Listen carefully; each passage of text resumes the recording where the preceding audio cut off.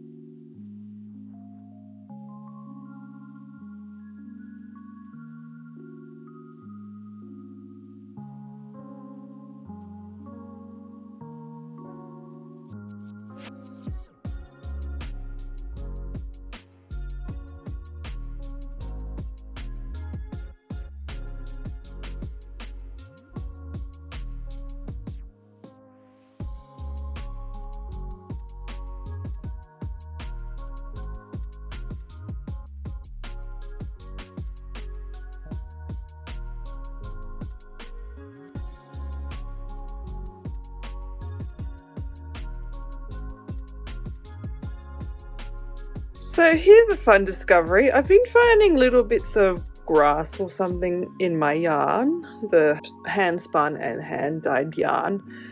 I just assumed it was like, because you know sometimes we get little grasses come in through toffee and stuff like that. But this one here, and I'll show a close up here, is actually dyed. So it's actually from when it was hand spun. So you can see it's pink there, same color as the yarn. So it's from when it was in the sheep, you know. It's so funny.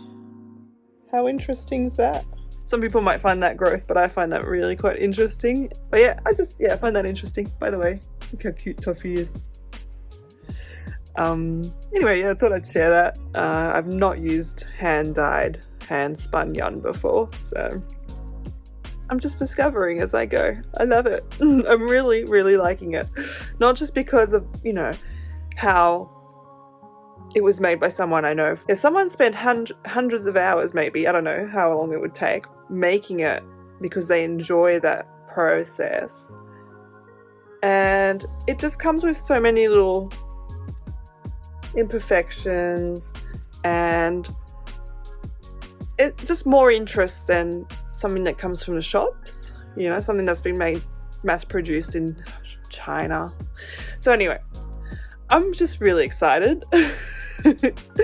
I'm really loving my little blanket. I'm not sure if it's going to be big enough to be a blanket. I mean, this is the biggest skein yet, so I reckon we still have a few centimeters that it'll add on each side, but because it's getting bigger and bigger, the yarn has to travel further and further. I can't tell how big it'll get. If I finish all the yarn and realize it's not really enough, I will either find more yarn that I can, you know, that any of these colors, any of the colors that are in here, and I might just find a yarn at the shops and add that. Or I could always ask Kathy from Bishop's, I struggled last time, Bishop Stone Yarn, see if she has anything similar that she might want to get rid of and I can buy off her as well. So which is where I got this yarn. Bishop Stone yarn is where I bought this yarn. She's on YouTube. I'll put her in the description. But yeah, so we'll go from there. We're playing it by ear, but I'm just really loving it. I really like this stitch, the linen stitch. You can't see it's not as defined on the thicker wool, on the thicker yarn there, but you can really see it in this section. I just love the color. I love the feel of it. I love that it's 100% handmade in Tasmania, because the sheep I didn't mention last time, the sheep were actually her pets. So that's how she made her yarn. So yeah, it's just really exciting. All right, so it took like an hour, if not more, but we have our last skein balled up. Yeah, that's the biggest skein I've had. It's a very large one, almost as big as my head. Hopefully we'll add a fair bit. Yeah, it looks so good. I'm really happy with that. I don't know if you can hear the frogs, but the frogs are chirping, the birds are going, the lighting is stunning.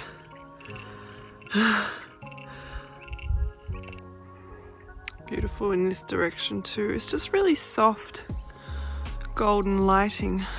Just go around the bus.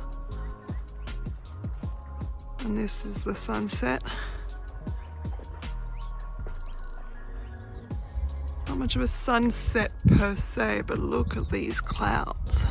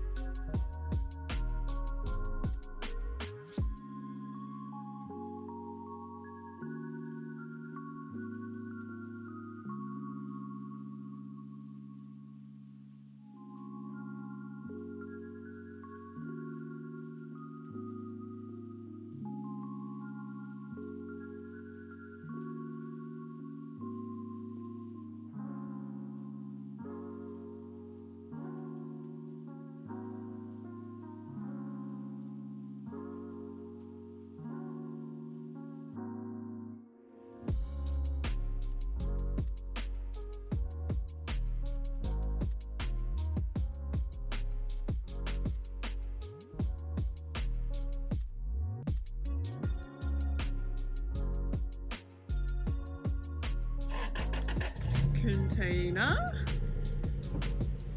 shed, water tank.